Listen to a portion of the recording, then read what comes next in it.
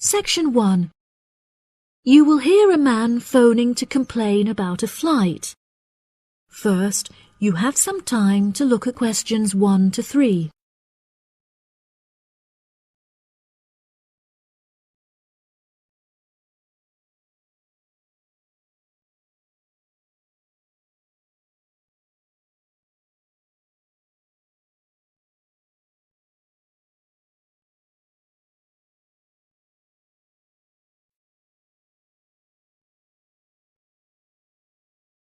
You will see that there is an example that has been done for you.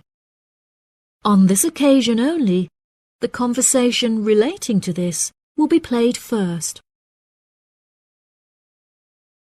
Hello, you have reached the complaints department. How can I help you? Yes, hello there. I am phoning to make a complaint regarding a flight that I took with you recently. Okay. There are some details I will need to take from you first. May I have your name, please? Jack Dawson. That's D-A-W-S-O-N. The name of the man is Jack Dawson, so Dawson has been written in the space. Now we shall begin. You should answer the questions as you listen, because you will not hear the recording a second time. Listen carefully and answer questions 1 to 3. Hello, you have reached the complaints department. How can I help you? Yes, hello there. I am phoning to make a complaint regarding a flight that I took with you recently. Okay. There are some details I will need to take from you first. May I have your name, please? Jack Dawson. That's D-A-W-S-O-N. And your address? It's 33 Hillcrest Road. That's Hillcrest. 33 Hillcrest Road. Is that in Exeter? Yes. And what is the postcode of the residence? It's AL698GQ. Thank you. Do you have a telephone number? Yes, the number at my office is 754688. That's good. And may I just take a home phone number for you in case of emergencies? No problem. It's 798662. Are they both local numbers? Yes. Before you hear the rest of the conversation, you have some time to look at questions 4 to 10.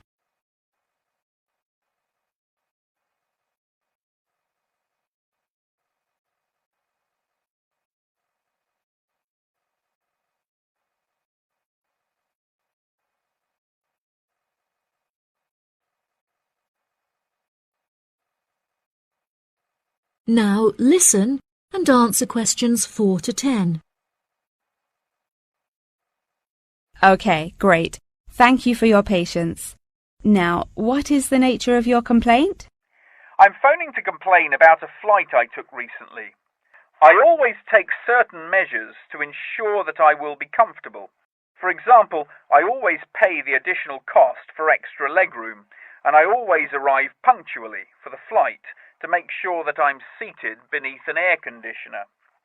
Unfortunately, I was disappointed to find that the air conditioning on the plane was broken, so I spent the entire flight in discomfort as it was too hot and the air was stuffy. I see. I do apologize for this fault with the air conditioning. Now, while I have you on the phone, would you mind answering a short questionnaire regarding your recent flight? Sure. Okay, let's get started. What did you think of the food that was served to you during the flight? I thought that it was inexpensive and quite delicious. However, I was still very hungry afterwards, as it was a very small portion and more of a snack. Providing a snack for lunch is not reasonable. Okay, I have noted that down. What was your opinion of the quality of service that you received from our staff on board?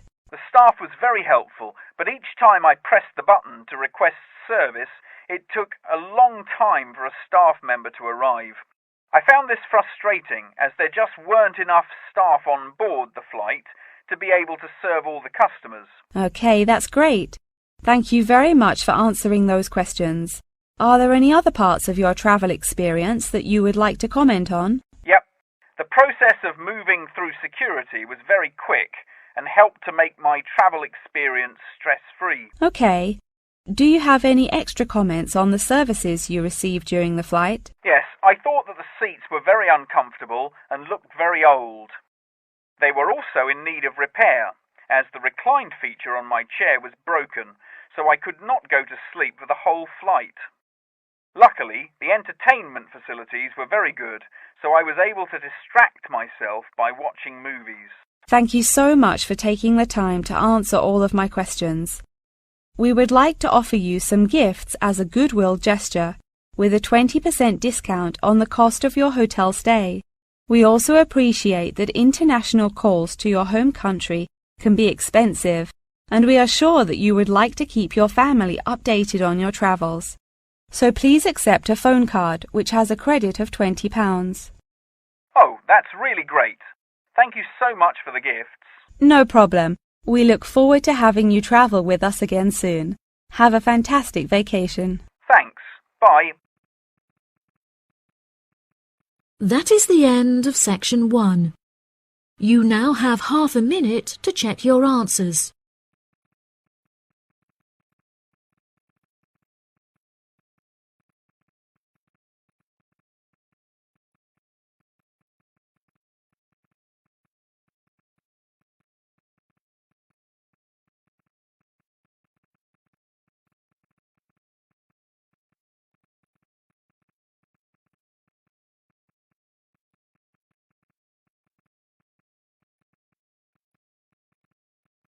Now turn to section 2. Section 2. You will hear part of a talk given by a member of staff at a car rental company. First, you have some time to look at questions 11 to 16.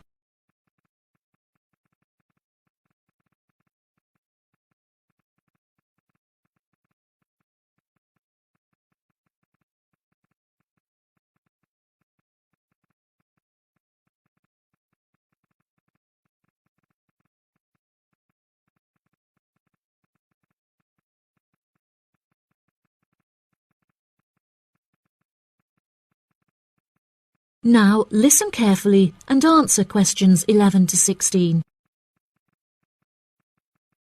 Good morning, listeners, and welcome back to Star Radio.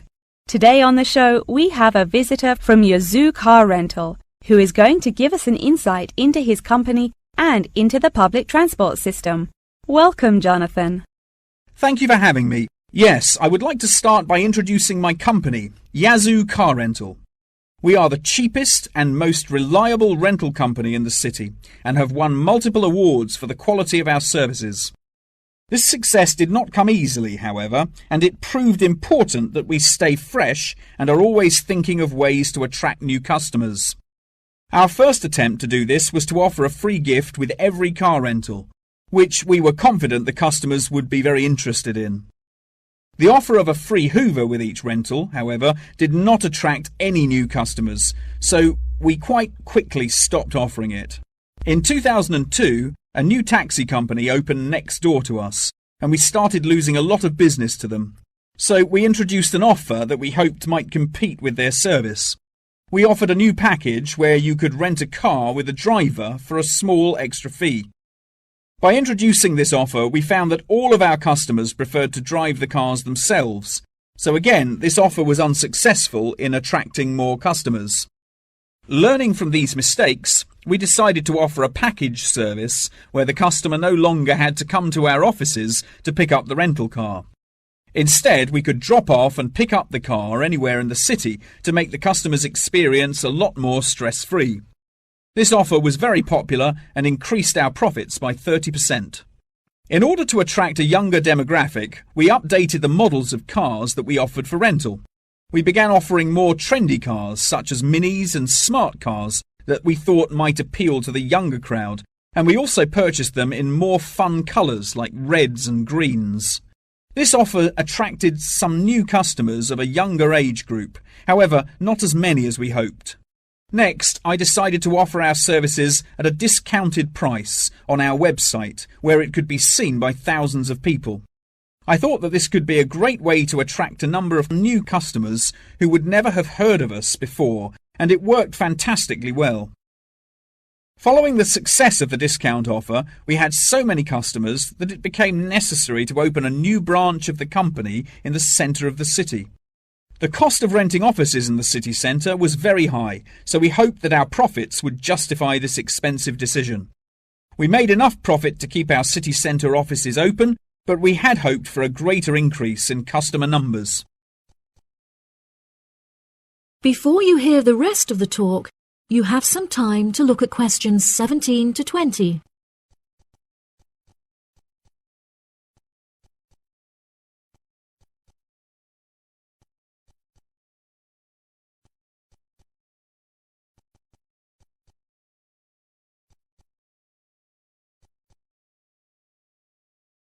Now listen and answer questions 17 to 20.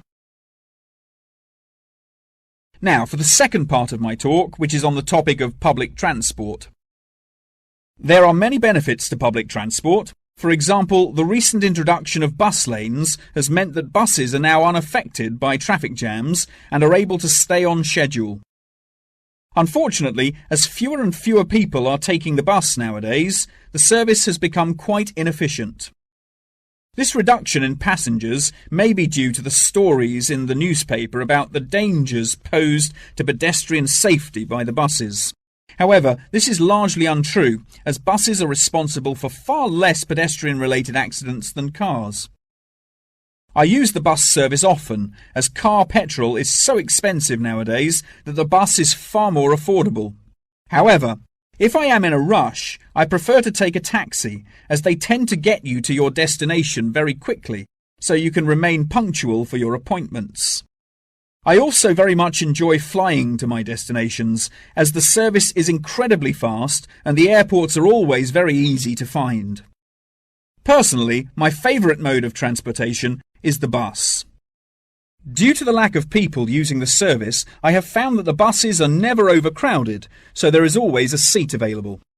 They are also never dirty, as they get cleaned regularly. However, I have found that sometimes the bus can be over a half hour behind schedule, which can be very frustrating. There has been a lot of fluctuation in the price of bus tickets in the last couple of years. In the past, £1.80 for a ticket was enough to sustain the bus companies. However, as the price of fuel increased, so did the ticket prices. Now the ticket prices are declining as the bus companies try to encourage more people to use their service again. Well, that's all from me today. Thank you for listening. That is the end of section 2. You now have half a minute to check your answers.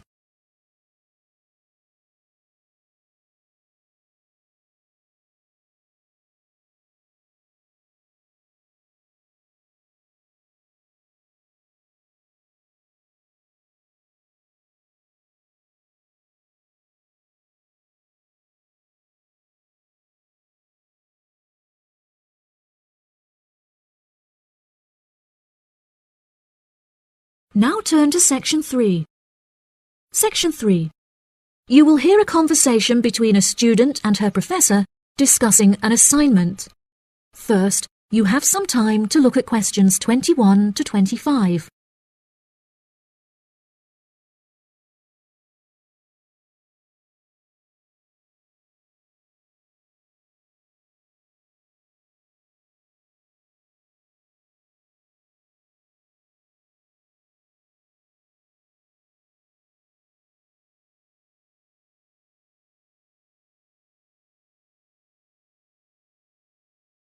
Now listen carefully and answer questions 21 to 25. Excuse me, Dr. Thompson. May I speak to you for a minute? Of course. Please come in. I'm Alexandra Jones. I'm studying business here at the university, and for my assignment I have to carry out a survey of people who own their own organisations. I heard that you are the founder of your own company, and I was wondering if I could ask you some questions about it. Yes, of course. Please fire away. Okay, great. We'll get started. Did you encounter any problems whilst you were starting your company? Actually, it was not as hard as I anticipated. I started out with very clear objectives, so I knew exactly what I wanted my corporate identity to be. It was very difficult to find the correct premises, as the property market in London is so competitive, but eventually I found the perfect site. The hardest part was structuring the business, as I had no formal template, so I had to create it myself. Yes, that is very impressive. Was it difficult dealing with staff? It's always tricky trying to satisfy a group of people with varying interests. However, I didn't encounter many problems. I found it very important to make the staff feel appreciated. So I hosted a staff day where we could all introduce ourselves and get to know each other as individuals. I was also able to talk to them about the type of work that they would be doing and gave them the opportunity to share with me the issues they had with the allocation of the work. Okay. Did you hire a management team or did you take on the role of the manager? Oh no, I already had enough tasks to take care of. I employed someone else to take on the role of the manager. However, he never consulted me before making decisions, so I was forced to let him go and hire someone else. And what did the other staff think of the new manager? They had a great deal of respect for him. It definitely helped that I consulted with them before hiring him. They were surprised that he has been so successful in his role at the company, despite the longer meeting hours.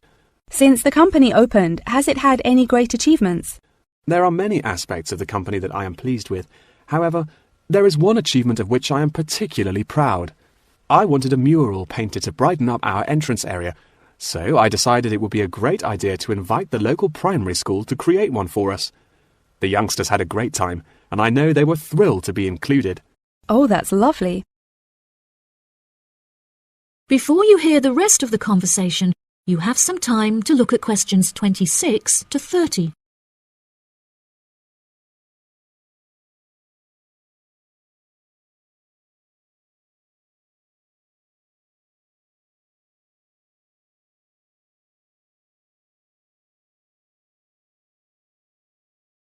Now listen and answer questions 26 to 30. Have you encountered any major problems since you opened the company? Yes, we are always encountering issues with employment because it is very hard to find people who are qualified for the roles that we are offering. But unfortunately, there is no solution to this. One of our administrators also recently left to go on maternity leave, which put us in a tricky situation. However, we have managed to find a temporary replacement for her. It's also now approaching the period when we must carry out our financial training, so I need to find a venue with enough space to hold everyone. It will be interesting trying to organise that event. Oh gosh, I can imagine. I find it hard enough to organise myself. Organisation is a difficult thing to master, but it is also essential for success. Whilst I was learning how to stay organised, I realised that the role of motivation is essential. Okay, that's great. I also suggest that you visit the library, as there is a section on culture that will have some very valuable material on how to develop your organisation skills. Okay, I'll head to the library when we're finished. I think you will find it very useful. They also have a collection of documentaries on the subject of personal organisation, and I suggest that you look up the literature on management of change. I personally found these sources incredibly useful. Articles are also a valuable resource, and we have a whole collection of them in our university library. I advise that you look at Section 2, where you will find articles on the nature of volunteering. That's great. Thank you so much for your help. No problem. That is the end of section 3. You now have half a minute to check your answers.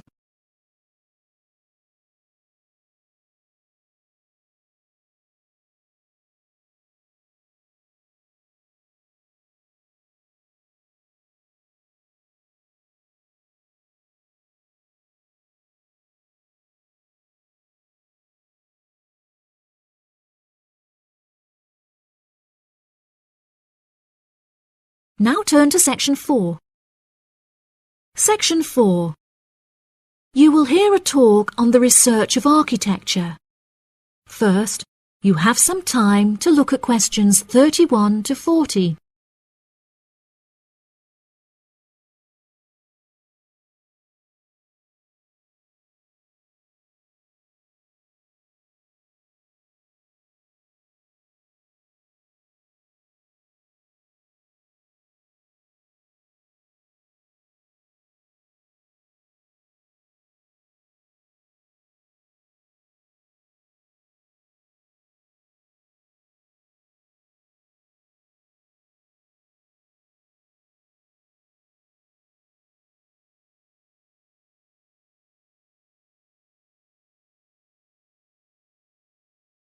Now listen carefully and answer questions 31 to 40. Welcome, class, to your very first lecture in this series on architecture, conducted by myself, Dr. Torben Dahl. Today we will be looking into the relationship between climate and architecture, where I will be giving you a critical overview of the main climate influences that shape the design of buildings. Throughout this lecture series, we will be looking at the latest research into climatic design carried out by experts in the field, in addition to case studies and examples drawn from modernist practice, both in cities and rural areas. Now, acid rain is one of the climatic elements with the most devastating effects on our architecture. The chemicals in acid rain can cause paint to peel, corrosion of steel structures such as bridges, and erosion of stone statues. Since the 1970s, our government has been making great effort to reduce the release of these chemicals into the atmosphere, with positive results. Private organizations have also been raising awareness and funds, and recently received a huge donation from the bank. It is interesting to look at the studies that have been carried out into the effects of acid rain at varying altitudes. Research has shown that there are lower levels of acid in the damaging pollutants at higher altitudes, meaning that skyscrapers are much less vulnerable to the negative effects, as they are exposed to acid rain with far lower levels of damaging pollutants. Recently, the ALTA project was founded to carry out further research into acid rain. This project is directed towards studying the effects of acid rain on old, traditional buildings of stone construction that are vulnerable to damage caused by acid rain. Masonry is particularly vulnerable as it is easily corroded and weakened by the acidic chemicals. It is imperative that we protect these buildings, as they are valuable examples of our history and culture.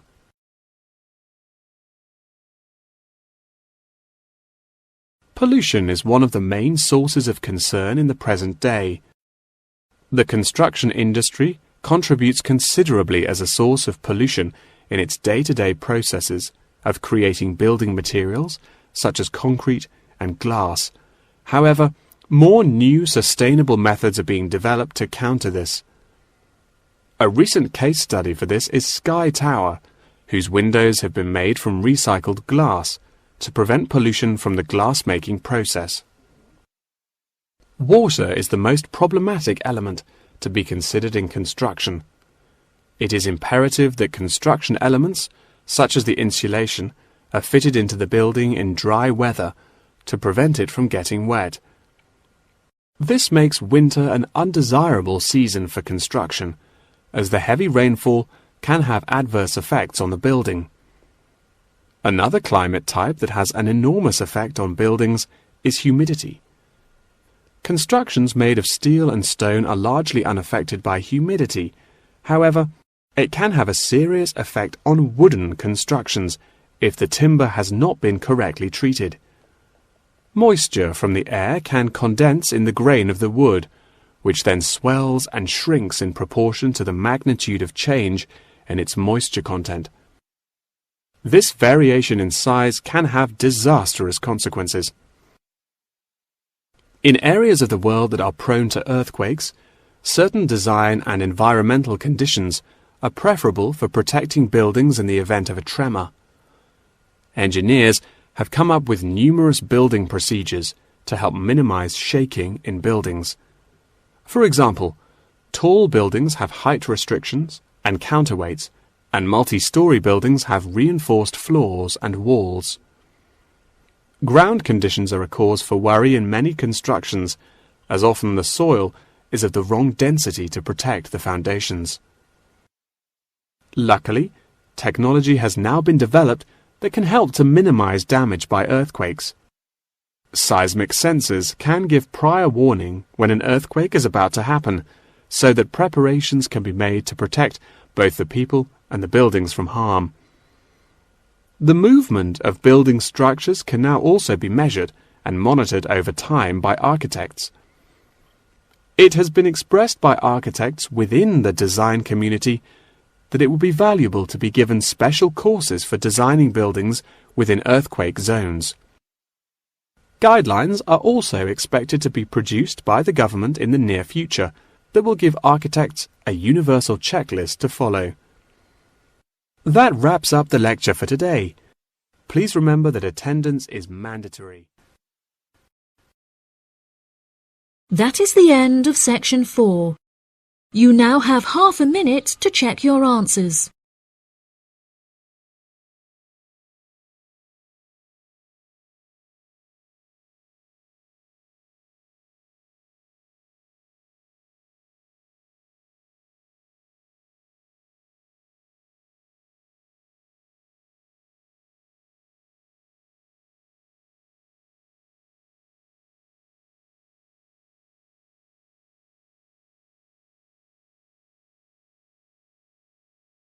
That is the end of the listening test.